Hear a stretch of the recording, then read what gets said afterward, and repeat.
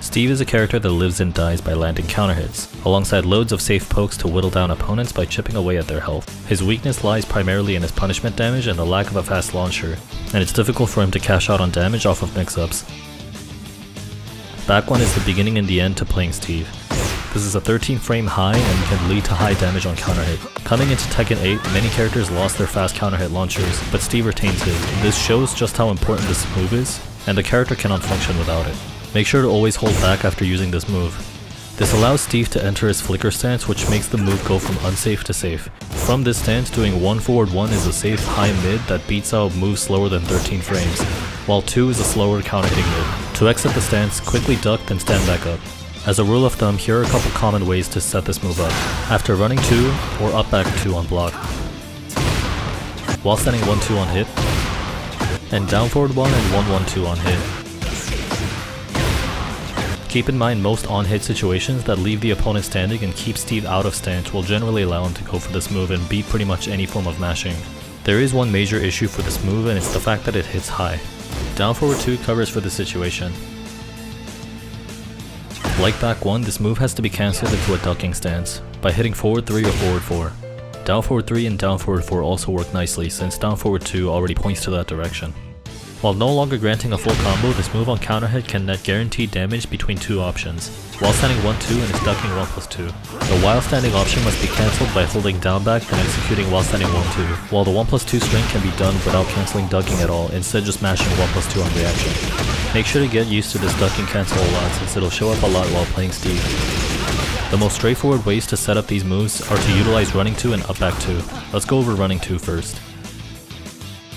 Running 2 is a +6 on block mid and heat engager with good damage on hit, but it's very linear, making it steppable to both directions quite easily. The up back 2 is a homing high where Steve can decide whether he wants to enter his Lionheart stance. Doing the move by itself will result in Steve entering Lionheart, but holding back results in Steve staying out of stance. On hit, Lionheart 1 is a guaranteed heat engager, whereas holding back to cancel a stance will give him a 1+2. Cancelling the stance does not change the frame data, both leaving Steve at +3, where back 1 will trade against jabs and Steve will be able to combo. Now I could end the guide here since back 1 and down forward 2 are fundamentally what make or break the character, but winning simply with these 2 moves require a ton of game knowledge, matchup knowledge, and a fast download on your opponent's tendencies. Since this is a beginner guide, I won't be talking about these 2 moves in any more detail for that reason. Just know that these 2 moves are the most important key moves to implement well in order to improve as Steve. Now let's look at his jab strings. 1-2, 1-2 is a triple high into mid. The first 3 hits are guaranteed if the first hit connects as a counter hit, and the damage is impressive. The high jails after the initial jab, meaning opponents cannot duck even on the 3rd hit to interrupt it. The mid is there primarily as a check against players mashing, and it also checks for sidestepping and crouching. The mid should also be cancelled into ducking just like with down forward 2 mentioned earlier, since it's unsafe without it. While 1-1 down 2 is the same string that ends in a low, we have a better option. 1-1 forward puts Steve into peekaboo.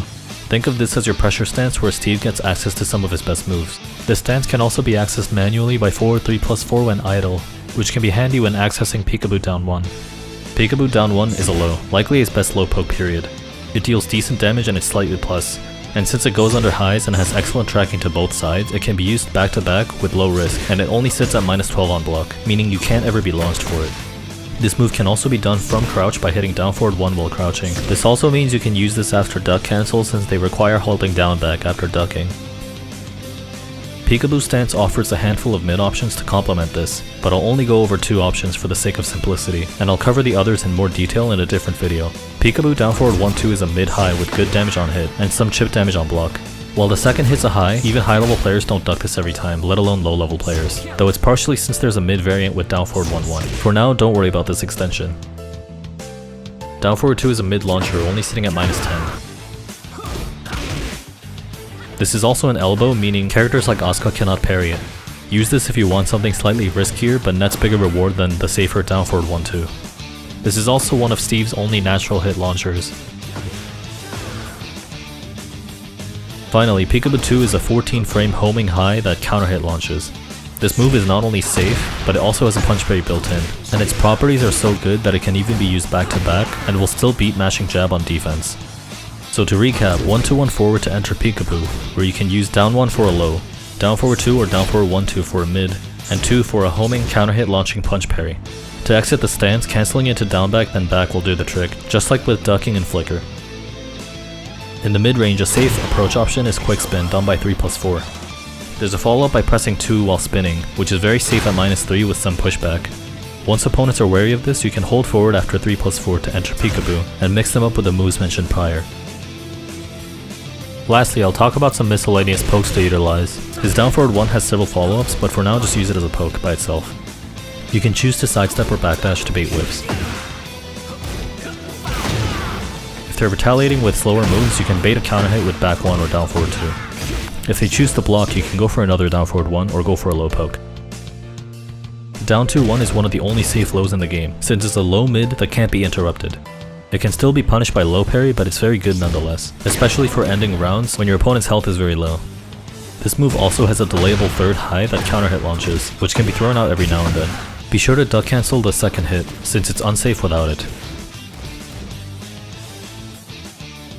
Alternatively, down back 2 is a reactable slower low, but it's one of his only lows with decent damage. It's also his best option against opponents staying on the ground. On counter hit, it grants a knockdown, and like peekaboo down 1, it's only -12.